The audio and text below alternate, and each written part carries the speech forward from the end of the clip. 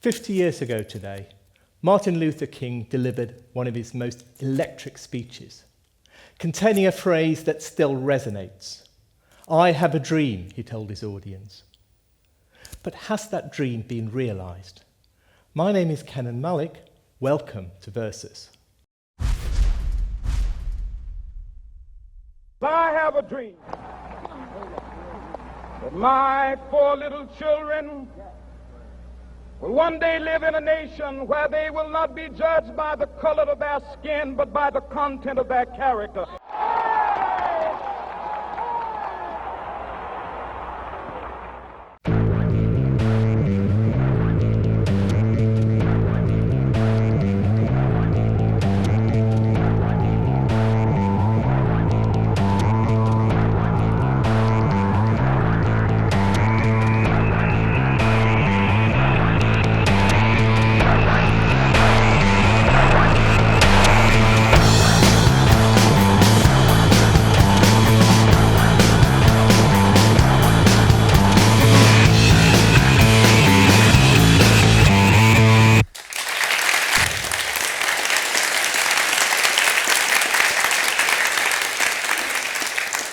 A warm welcome to all of you here in London and all of those who are watching online around the world. This is a special event in our series of Google Plus Versus debates organised by Intelligence Squared. On this, the anniversary of Martin Luther King's historic speech, we've brought together 5 global voices to discuss Dr. King's legacy and to ask, has his dream been realised? On the 28th of August 1963, more than 200,000 Americans gathered in Washington at the end of the March for Jobs and Freedom. It was a pivotal moment in the struggle for civil rights. 50 years on, much has changed. African Americans have much of the formal equality denied to them half a century ago. There's an African American in the White House. And yet, there are reportedly more African Americans on probation, parole, and in jail in America today than there were slaves in 1850. And here in Britain, you're 28 times more likely to be stopped and searched if you're black. But before I introduce the panel who'll be discussing those kinds of issues, our very own Ashwin Bhardwaj has voices from the streets of London. Ahead of tonight's discussion, we've been testing the mood of our Google Plus audience. And whilst this is an exploration of Martin Luther King's legacy, it's also about prejudice, race, and class.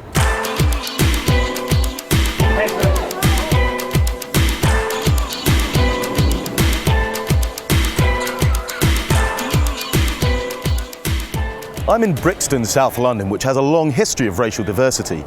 Large numbers of West Indian migrants moved here after the Second World War. But Brixton has also seen bouts of violence and clashes with the establishment, most recently during the London riots 2 years ago. Each time, racial inequality has been cited as a root cause. So I'm here to ask, how far has London come in bridging the race and class divide?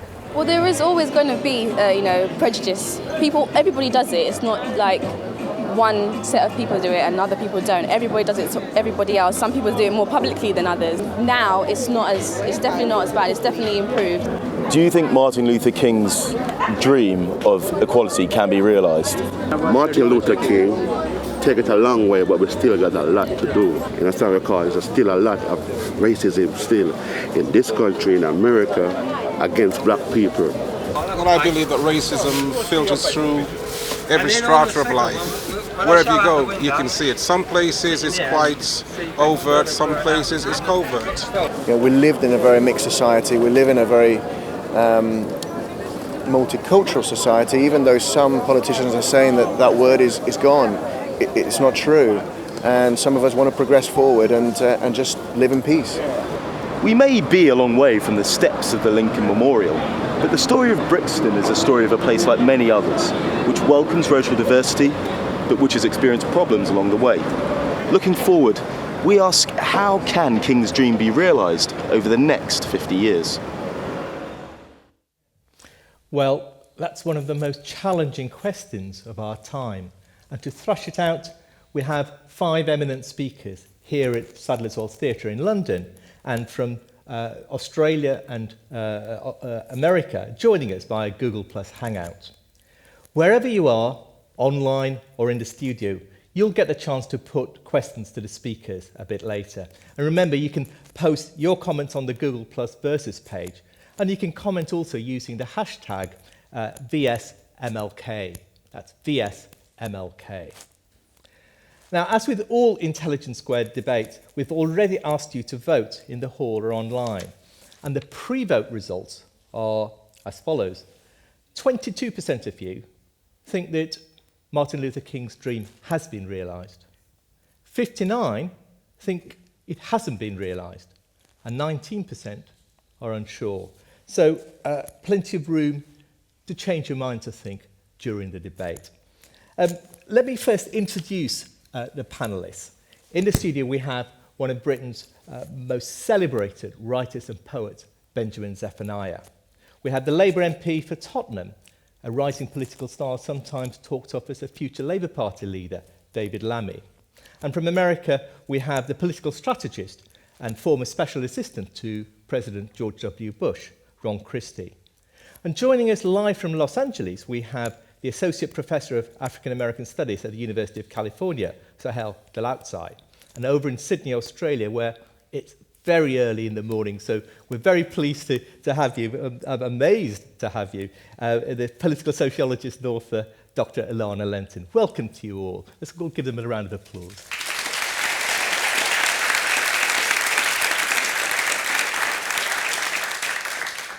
Look, there's no denying, I think, that we've come a long way since 1963. We have, as I said, a black president, equal rights are enshrined in the law. Some people even talk about a post-racial society. Now, Ron, you tweeted a few days ago, I believe King's dream has been realised. Doors once closed are now open to all. Do you really believe that? I mean, Martin Luther King, in that speech, famously said that that dream would be realised when every black person was judged according to the content of his character rather than the colour of his skin. Is that really America today?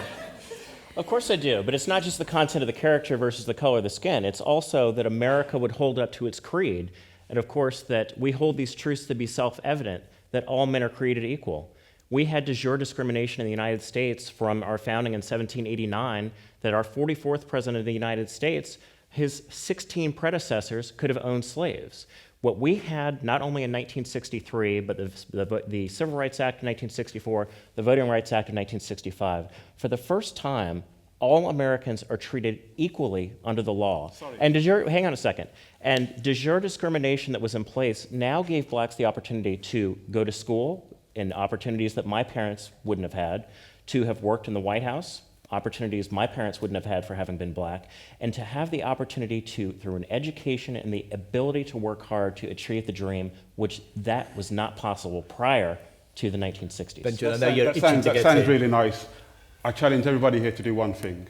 Just go to YouTube and just put black cop beats and see what comes up. And then put black cop kills. You don't even have to finish the sentence, and you will get floods of... But that says nothing of what I just said about educational opportunities. It said nothing of what I said about de jure discrimination. Because people who are being beaten by police, people who are dying in police stations, people who are being beaten up on the streets by racists, when they see a racist, they don't stand there and talk statistics. So can I just bring Sahel into here?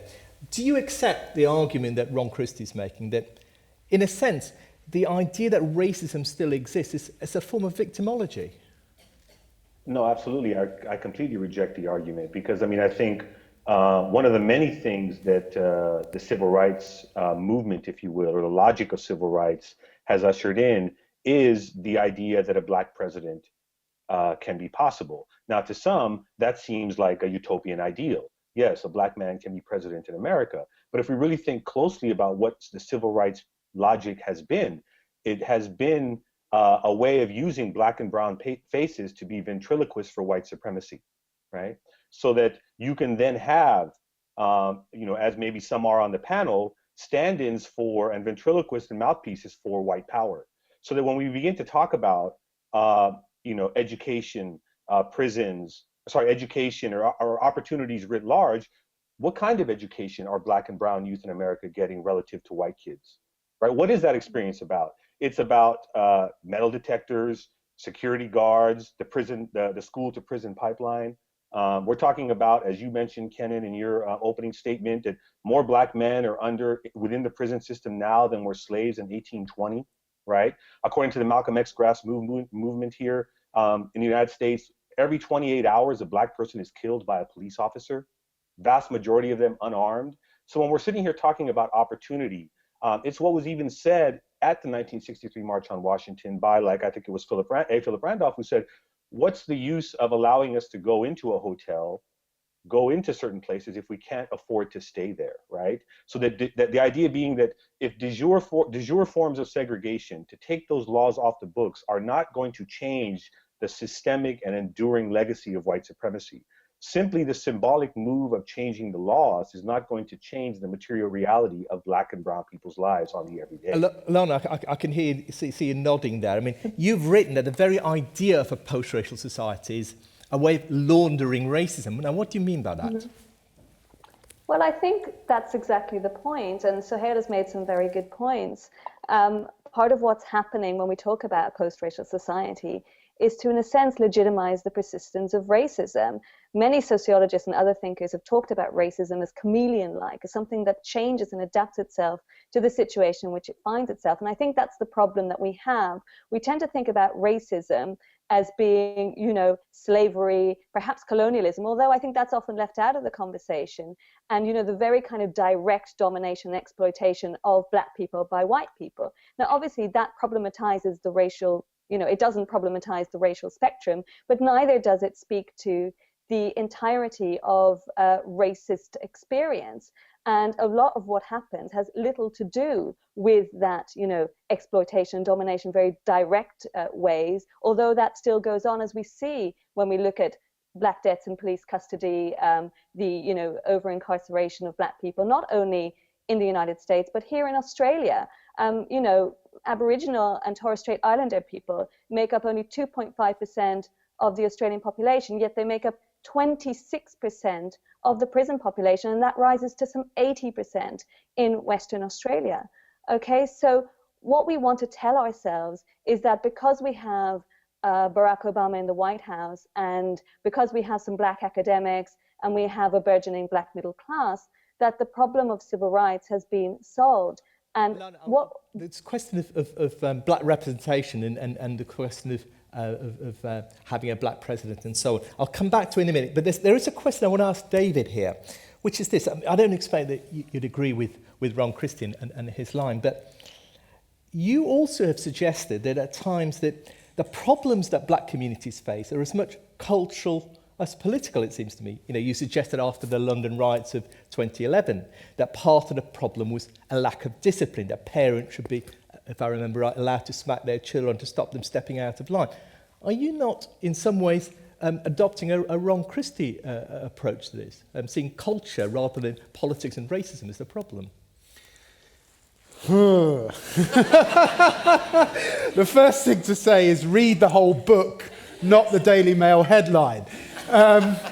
No, I think what is important is the point that I made previously about race and class, and to look at the world as we see it in 2013. And what we see is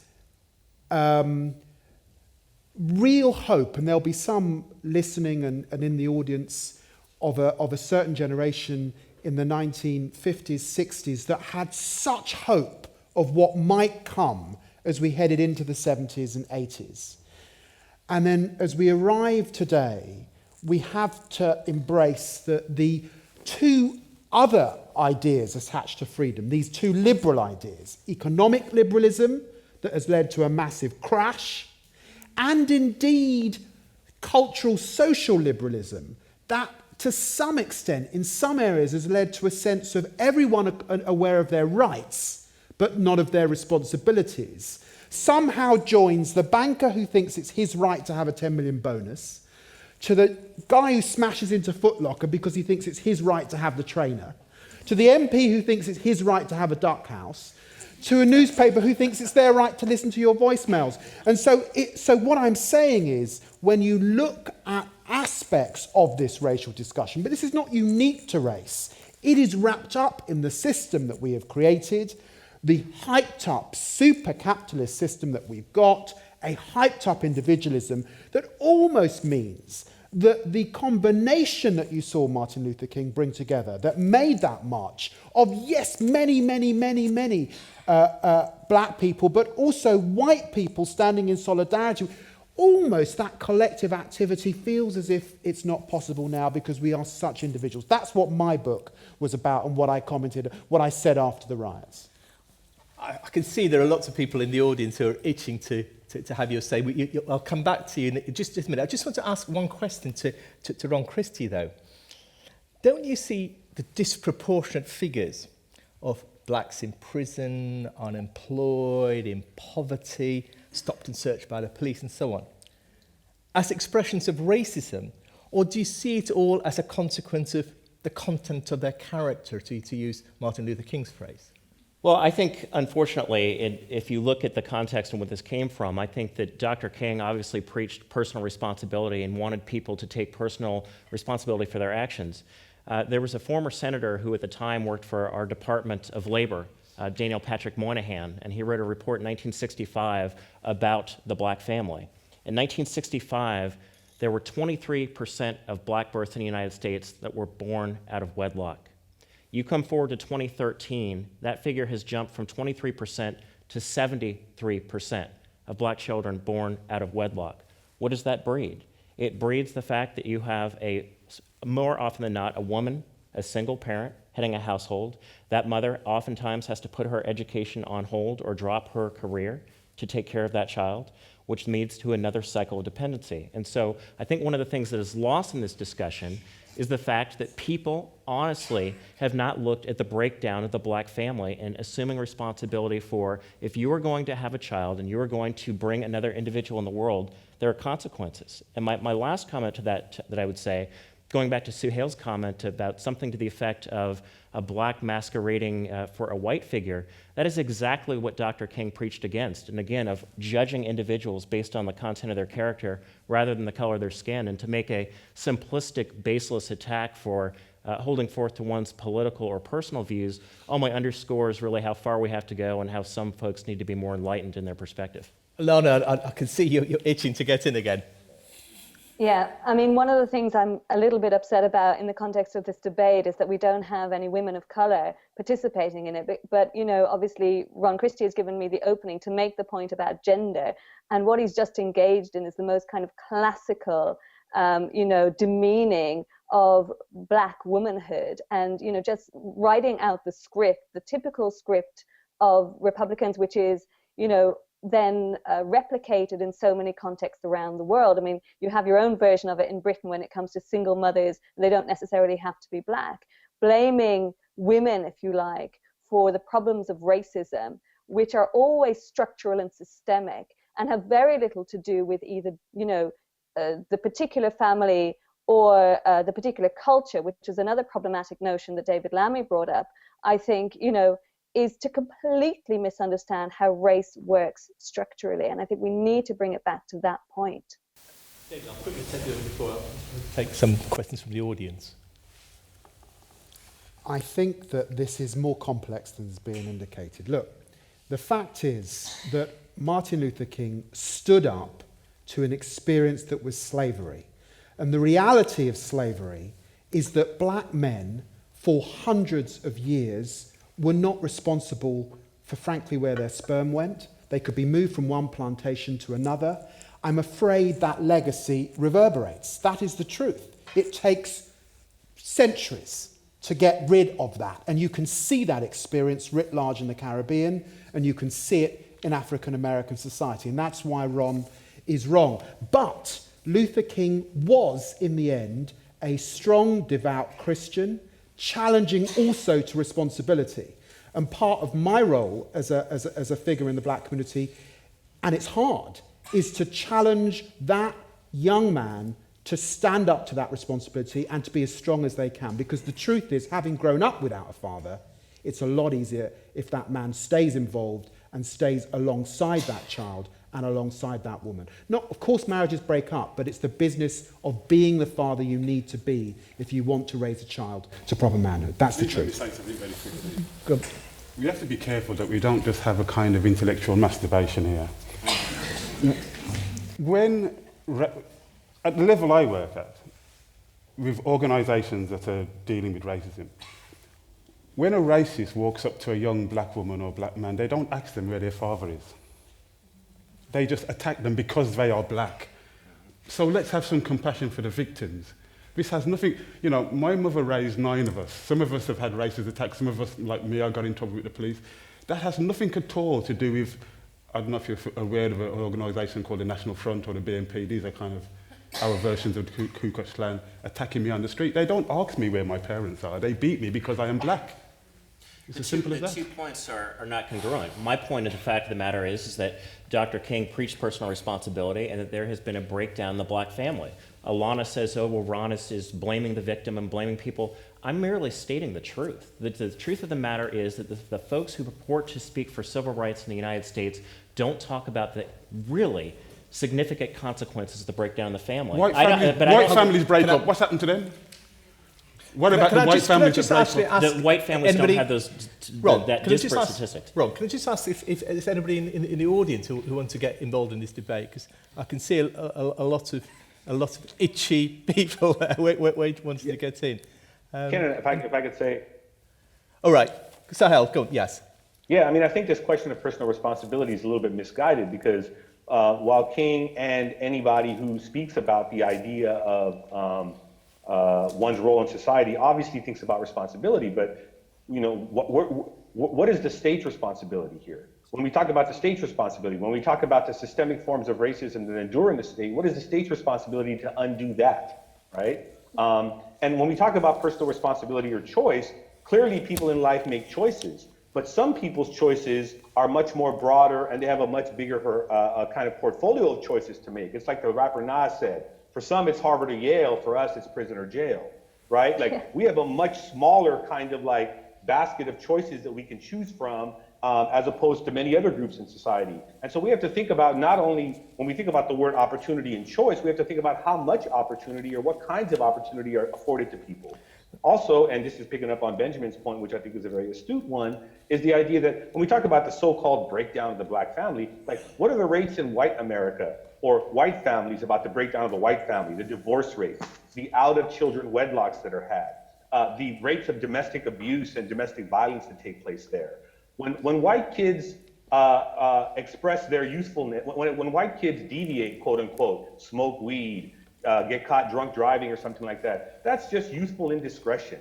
It's just a young kid being young, you know, they'll get over it. When it's a black or brown youth doing it, it's like some sort of systemic deviancy, right? It's the difference between sick and evil. Sickness can be cured, that's a white person. Evil cannot be, it has to be locked away and dealt with harshly.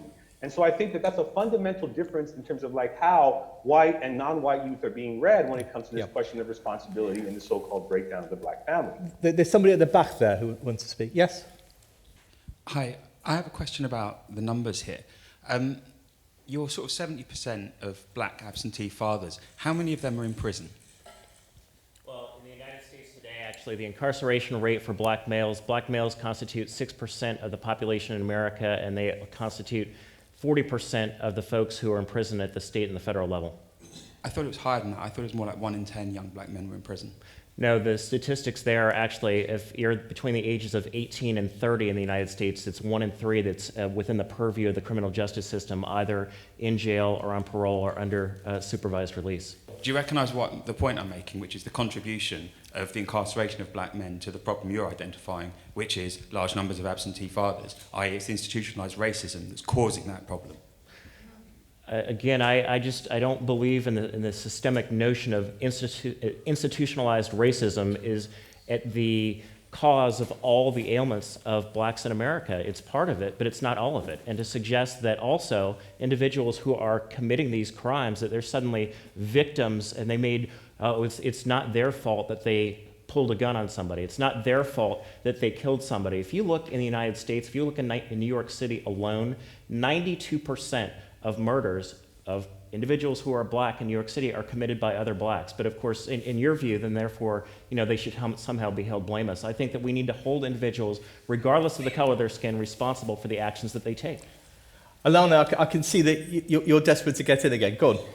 Yeah, I mean, I think that I just want to make one brief point on that, and then I want to make a wider point on personal responsibility. The point is that when a black person kills another black person, we call it black on black crime. But when a white person does something to another white person, which is the majority of crimes in these types of societies, we never call it white on white crime. It's not a specific form of crime, it's just crime. Okay, and I think that point needs to be made. About personal responsibility, you speak a lot about the responsibility that absent black fathers have to have and the responsibility that black people, and let's widen this out also, Muslims, for example, have to have about, the problematic notions and nature of their culture. Let's talk about white responsibility for a minute. Let's talk about people who have white privilege, using that privilege in order to stand up against racism, to say, I have the possibility, just like the gentleman in the audience just now has said, I have the privilege to be able to make some points about the nature of white structures, about the nature of white society in order to transform things. Why should it be up to racialized people to constantly, work on themselves? Why shouldn't it be up to white people to do that work? Can I just move this discussion on a bit now? Because in a sense, what we're really addressing is the other half of what Martin Luther King talked about, which is not simply a question of race, but that of class too. I mean, what was interesting about Martin Luther King was that the march on Washington was actually called the March for Jobs and Freedom.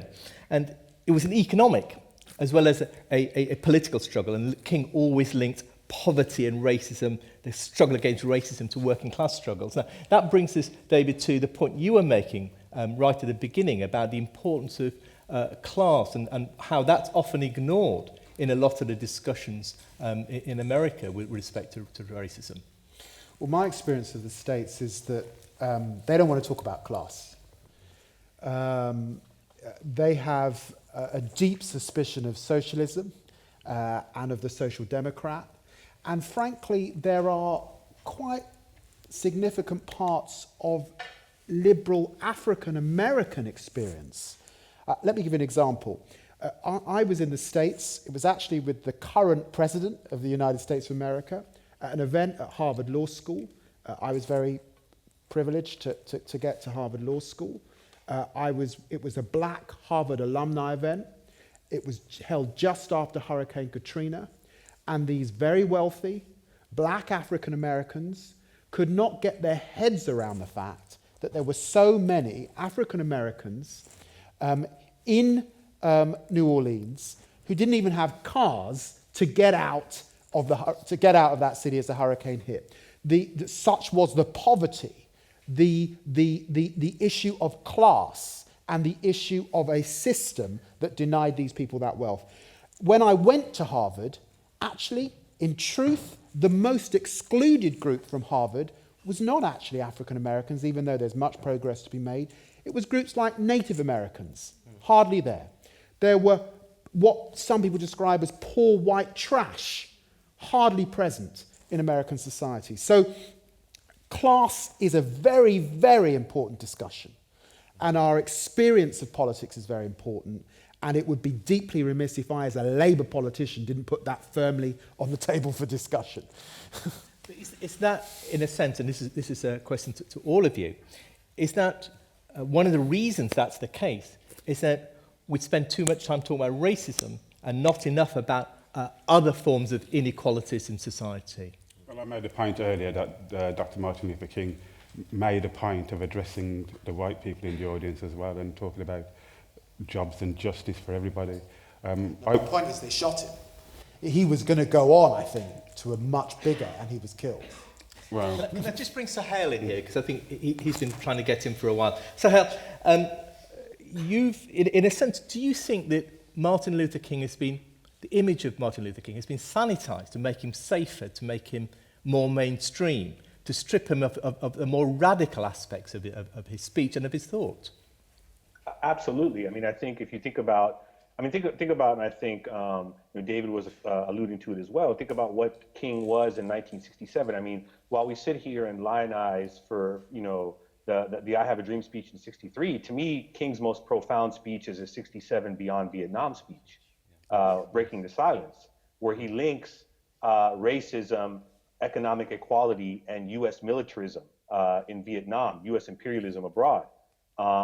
And the radical King, who was about to organize, as David referred to, a Poor People's March. And he was actually in Memphis and the day before marching with black sanitation workers who were asking for labor rights. So the later King of '67, '68, the King who was assassinated, was a king who, if you listen to that Beyond Vietnam speech, and I urge everybody in the audience and online who's listening to Google it or YouTube it, and listen to the speech, because if you listen to King talk in that speech, what is he saying? I mean, he says that, America has to listen to those that it calls enemy, right? Think about that language for today. America has to listen to those that it calls terrorists. I mean, whatever word you want to use, because they might have something to say about America that might force America into deep reflection and possible changing of its policy, right? So I think that image of King, the anti-imperialist King, right? The class-conscious King in a very direct way, and again, he was also in '63, but more directly in '68, right? Of course, has been completely wiped away. Why? Because, of course, in the March on Washington today, what are people still asking for, even in the 50th anniversary celebrations? They're asking for jobs and freedom. They're asking for the same exact things they asked for 50 years ago, right? The median income levels between black and white are the exact same as they were 50 years ago. So nothing has changed as regards to that. So, the whitewashing of King, if you will, the sanitizing of King narrows what we think is politically possible today when we imagine only him in 1963. If we can imagine King in 1968 and say, wow, this was a guy who spoke out against U.S. imperial power. This was a guy who spoke out against drone bombing and the U.S. control of the world banking system that disproportionately targets the global South. If we really listen to King in '68, we might expand what's politically possible today, but instead we hold on to an angelic vision of a '63 King that is about I have a dream, you black and white children holding hands, and it becomes this almost kind of like let me bring Ron in here, because in a sense, the image that you're presenting of Martin Luther King is diametrically opposite in a way to the kind of Martin Luther King you want to hold on to. But does not the real Martin Luther King challenge the attempt by conservatives like you to claim his legacy for the conservative agenda? Well, I actually disagree with the notion of your question. I think that all of us would agree that the King speech in 1963 spoke to hope and vision and equality. And I think that Suhail's point is exactly right, that the King in 1967 and into, obviously, 1968, he was talking about entirely different things. We talked about this earlier this morning, that the thrust of the I Have a Dream speech really is lost for people who haven't seen the speech or read it in its entirety. A lot of it was a discussion about equality for jobs, equality for opportunity to really excel and to move out of poverty. And I think that we do a disservice to his legacy by not reconciling the I Have a Dream notion with his strong fight for social equality and justice and the ability, frankly, to move people off the dime. I just want to say something about the sanitization of Dr. Martin Luther King. I understand that after the I Have a Dream speech, his popularity fell. To me, one of the most powerful speeches he made was the speech about Vietnam and his stand on Vietnam. I was actually at the Lorraine Hotel the day they opened it up as a tourist venue. And you people could stand where Martin Luther King stood. Stand exactly where he was standing, and a laser beam could come and shoot you. Wow. The way that Dr. Martin Luther King was shot. I mean, that's a kind of Disneyland kind of version of him. It's sickening. I found it sickening, and unfortunately, not long afterwards, they took it down. But that's how sanitized it became. Can I just open this up to the audience? Yes, at the back over there. Well, I just want to broaden and then possibly pose a question back to the panel. You moved from racism between black and white to class divides, and then you bring it into, say, the modern time, which has been referred to by quite a few people already, which is You had Martin Luther King in the 60s, where the world was a smaller place in a way, in the sense that it wasn't a global village. Now you've got, communication, which makes it a global village. Your issues are broadcasted, are basically live across the world. So has the concept of race, moving beyond just color, expanded into, say, is Americanism a race against what you may call imperialism, and what you have the wars being waged, and you may pick it up against a particular religion or a particular part of the world or a culture. Wouldn't that be something that's also pertinent? David? I think that point relates to King not being an island unto himself. You have to see King in the context of what was happening in the world post-imperialism. King sits with people like Nyerere, with people like Manley and Seaga in Jamaica, right across Gandhi, right across the world. At this point, groups of people were fighting for certain freedoms. Tomorrow in the UK Parliament, we will debate Syria. Let us be under no doubt that much of the Middle East and the mess that the Middle East is in is as a direct consequence of this period. It is linked, and you're right to expand the discussion to a wider discussion, not just of the Black African American experience, but of a global experience of being of colour and the consequences of being of colour in much of the 20th century, and it feels still for much of this century. Alana, I see you want to come in again. Yeah, just very briefly, and I think I just wanted to join the 2 points. The one that Sohail makes and the one that the speaker in the audience just makes are basically the same. I don't think, Martin Luther King was speaking at a time that's actually changed very much. And I think that's the point, that imperialism is still with us. But I just wanted to make another point about how Martin Luther King is used, if you like, around the world. Because we were talking before about how his words were sanitized within the context of the United States, but also across the world. I was astounded this week that on the ABC, so the Australian Broadcasting Corporation network, I heard of at least 5 separate programs dealing with the legacy of the speech. In a country where, as I said before, Aboriginal and Torres Strait Islander people not only are incarcerated at mass rates, but also have a life expectancy that's 16 to 17% less than the average Australian, okay? And what we do when we celebrate the words of I have a dream and so on, is to sanitize not just the past, but the present. It functions in that way. And I think that's something, not just, the global imperial context of war, which we're on the cusp of, I think, but also the banal everyday racism that affects so many people in so many different countries. Perhaps I can use that to move to a kind of related question, which is that of black representation, which again is one of the issues that comes out of the civil rights movement of Martin Luther King and so on. I mean, the election of Barack Obama as US president is in one sense the culmination of that demand for black representation. But has the presence of an African American in the White House made much difference to the issue of racial equality? I'll start with you, Rob. No question. There's no question about it. I mean, when you want to talk about a dream, I never dreamt in my lifetime that we would have a black president in the United States, and I'm 44 years old. I never thought that we would cross that bridge, that we would have the courage to elect someone of color to be an American president. And I think that when you see the first family, when they travel around the world, and you see them getting off Air Force One, that is the United States of America. A black man with a black wife with 2 adorable kids, and they represent the United States. And I think that has really helped our image around the world. But as far as it cuts down on racism, I think it is a positive first step, but it is only a first step, and we have a longer way to go. But isn't there a difference between the image of America and the question of racism? David? Look, I'm glad you mentioned the step. I think the burden on Barack Obama suddenly to fix all the ills is just ridiculous. He is the 44th American president. When there have been 44 African American presidents, we can have the discussion. But until that point, this is ridiculous. No, I mean, I think one of the things that Barack Obama did in opposition is something a lot of politicians do. He just did it really well. He promised a lot of things to a lot of people. I was very angry when he didn't close down Guantanamo Bay, but then I also understand the real politics of the whole situation. Barack Obama has a lot of people around him, a lot of people advising him, and so did Martin Luther King. Martin Luther King didn't write that speech on his own.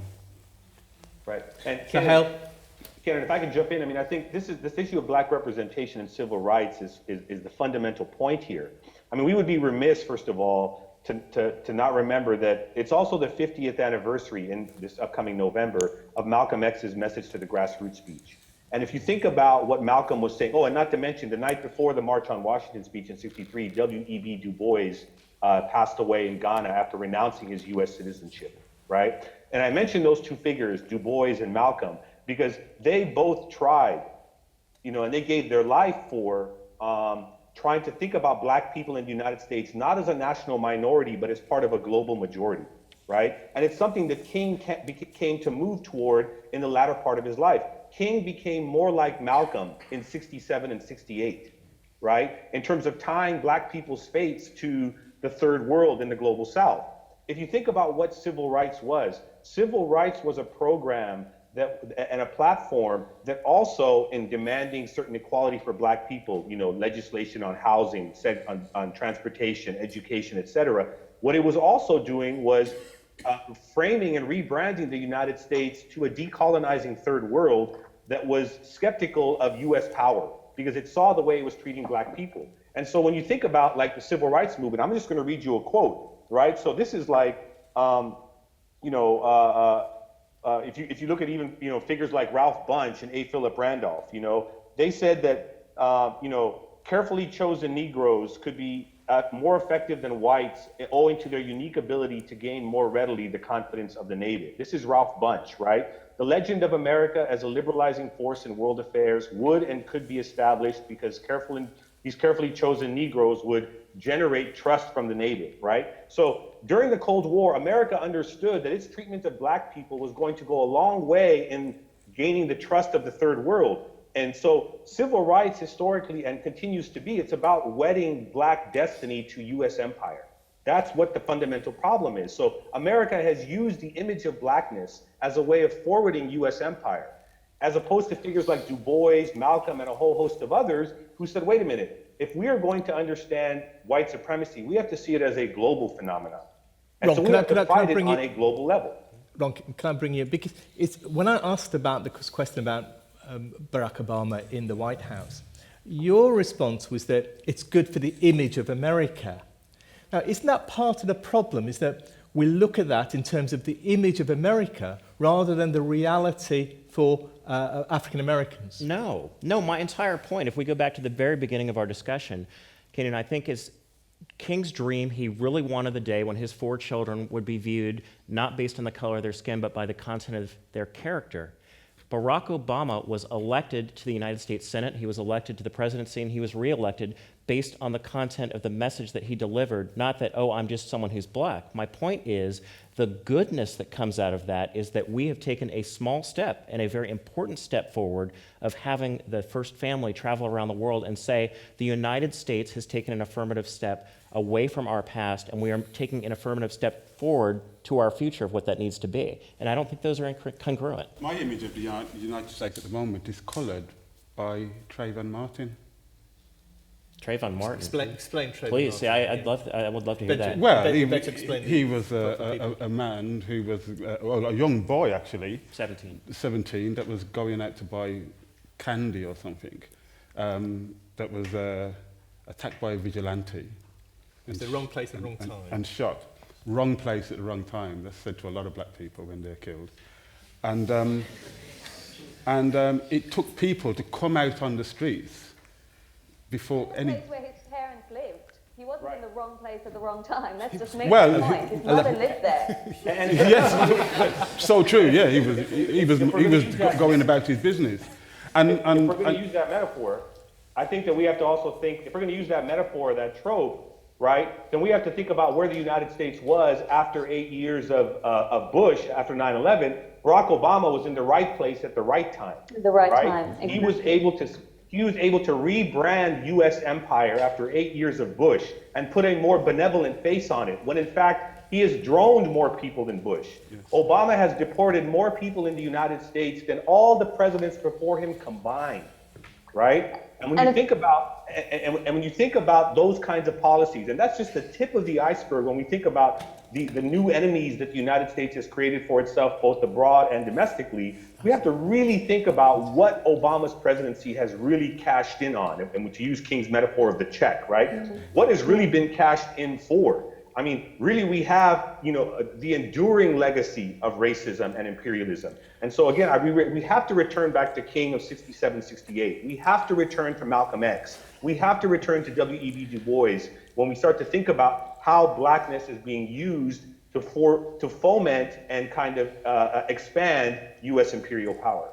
Can I just, before I bring, I know a lot of you wanted to come in, that we've been, people have been watching online. We've had questions from online too. So can I just put to you, the panel, a question that's come in from online, from our Google Plus audience.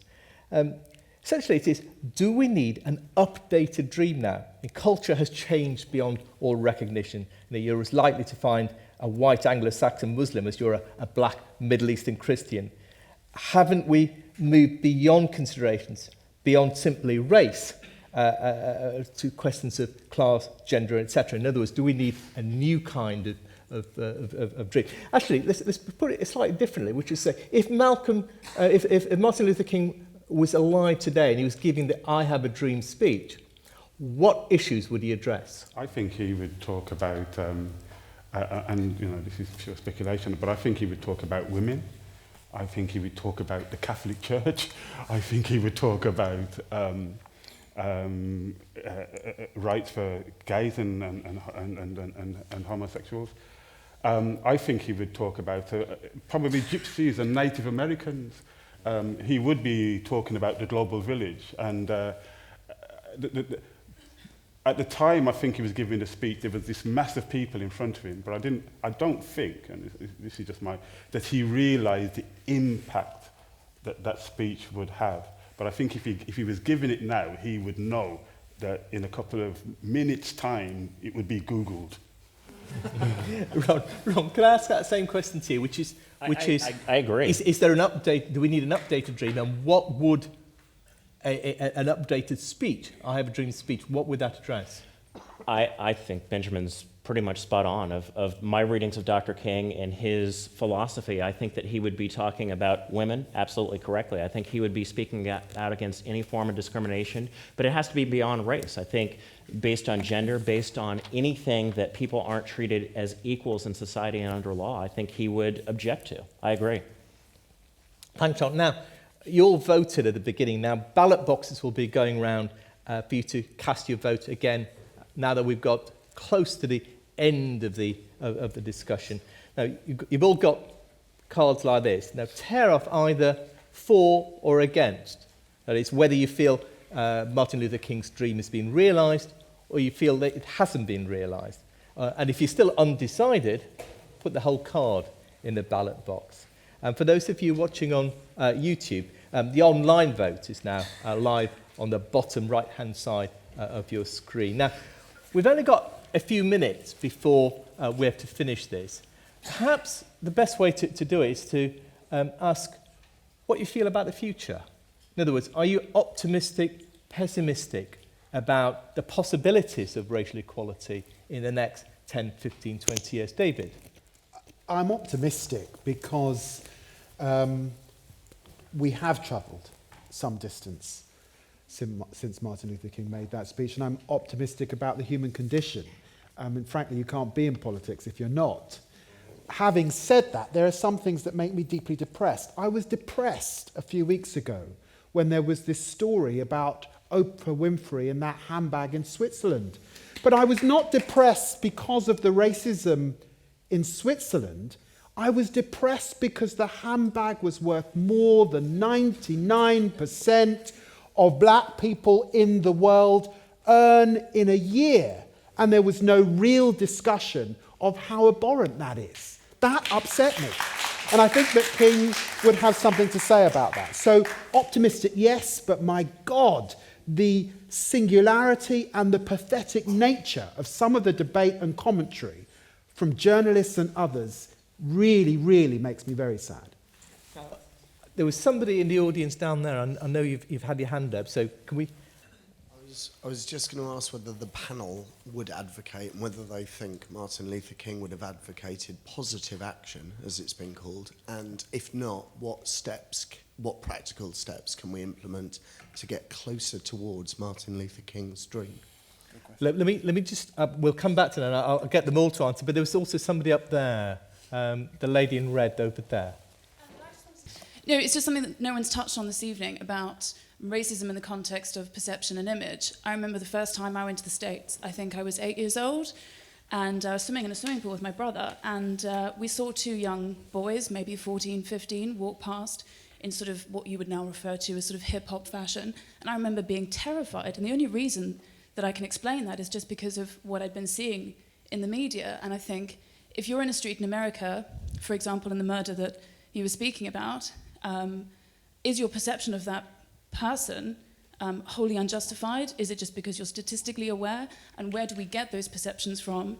How valid are they? And is that something that we really need to spend more time addressing? Very good. Is there somebody over there too? Yes. Building on that, maybe we could talk a little bit more about the role of media in shaping sort of social racism today, especially given the rise of Islamophobia in the UK and in the US. Well, can I start with you? There are three questions, really. One is that the question of positive action and what kind of positive action we need. And secondly, the question of images, particularly, I suppose, of black masculinity, which the idea that one fears or should fear black men, which is around in society. And more broadly, the question of the way that the media portrays non-whites, I suppose. Benjamin, can we start with you on this? Well, I have a dream that one day angry white men will sit down with angry black women and talk about the weather. Words like affirmative action will have sexual connotations, and black people all over this blessed country of ours will speak Welsh. And I'm still dreaming. This thing about image is really important. You know, I'm a Rastafarian poet. The amount of people that I've met, that it's interesting that either scared to hell of me or want to buy weed from me. I tell them, no, me's a professor. I mean, but they still don't get it. And that's a lot to do with media. Unfortunately, that's the reality, you know. I remember talking to a young black person in East Ham in East London, and he looked around him and he said, look, we've arrived. We are the majority. And if you live in East Ham, you could probably think that you are the majority. And I said, you're not. He said, well, when I go to Birmingham, I go to Handsworth and I see we're the majority. And then I go to St. Paul's, Bristol, and I see that we're the majority. And I see you just going from one black enclave to another, you go up the motorway. He doesn't see all these other vast areas of Britain where there are very few black people. And black people in a lot of white people in those areas get all their ideas of what black people are from media. And unfortunately, that's the reality. Alana, can I ask you, because I know you've spoken, written quite a lot about this on this question of the kind of images that are presented, particularly of black men, you know, kind of the Mike Tyson figure as a way of creating an image of all black men.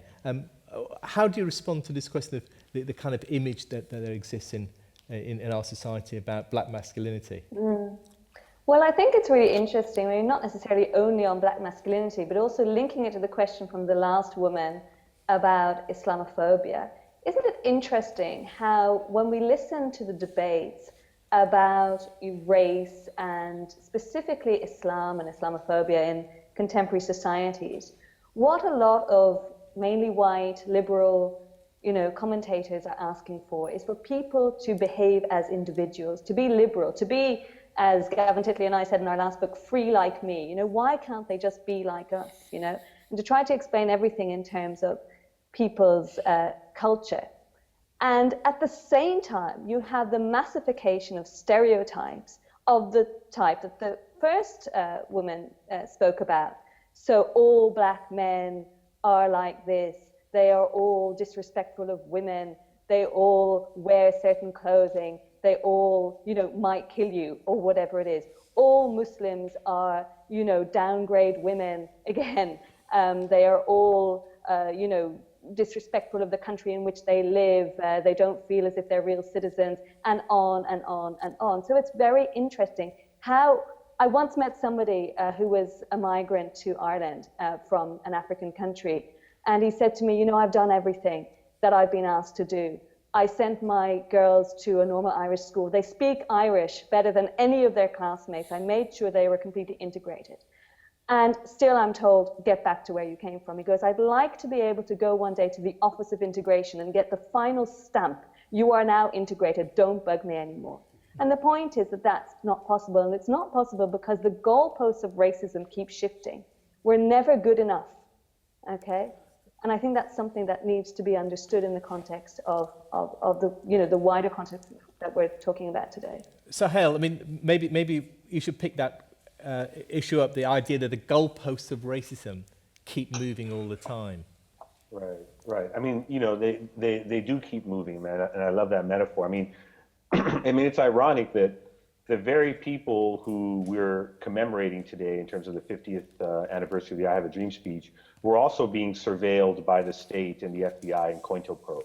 But now they're hailed as national heroes, right? And it's a cruel irony today when we have the NSA wiretapping of activists, communities of color, and any of those other groups deemed suspicious, i.e. Muslims and other activists, right? So Obama here is put in place a whole NSA wiretapping architecture, but he's celebrating a group of people who were also wiretapped and listened to and deemed threats to the state. And so for me, I mean, to go back to the earlier question that you had, Ken, which I think was a very good one, which is what would King say today? I mean, I think King today would have tied the war on crime to the war on terror in the United States. He would have saw the links between those two things, right? And the devastating effect this has had not only on Black communities domestically in terms of mass incarceration, taking away their right to vote as a result of being incarcerated. Remember, you have to, people in the audience, maybe in the UK don't understand this, but the 13th Amendment of the United States says that slavery is abolished except in the case of incarceration. That is to say, if you incarcerate somebody, you strip them of all political rights or any other ability they have to gain any benefits from the federal government, right? So the prison becomes the kind of new form of slavery, what Michelle Alexander called the new Jim Crow in her book, right? So King would tie these two things together, the war on crime with the war on terror. A war on terror that is, you know, in many ways, the language of terrorism, it's the 21st century way of saying savage, right? I mean, it deems certain people, certain communities, certain nations, and certain regions as torturable, dronable, killable, invadable, sanctionable. King would be alarmed if he were alive today about the state of race in the world in terms of like how white supremacy has continued to operate and, as Alana said, how the goalposts have shifted so that now we have a slightly different kind of conversation, one that's more about culture and one's inability to integrate, right? About responsibility and less about state power and structural racism. So, I mean, I think that's one of my ways of addressing this question of how racism has changed. David, can I bring you in here? Because that question about images of Black masculinity, in a sense, takes us back to a discussion we had earlier on, that about single women, single men, the whole question of men within the Black community. How do you know, the arguments that you're making with respect to that, about the cultural issues, relate to this question about the image of Black men within wider society? The dominant image of Black men, in my experience, is two. Young, kind of hip-hop, probably imprisoned or heading in that direction. Or at the other end, Morgan Freeman or Trevor McDonald, the newcaster over here. So I'm in kind of a, I don't know where I am, but I'm not currently yet any kind of narrative.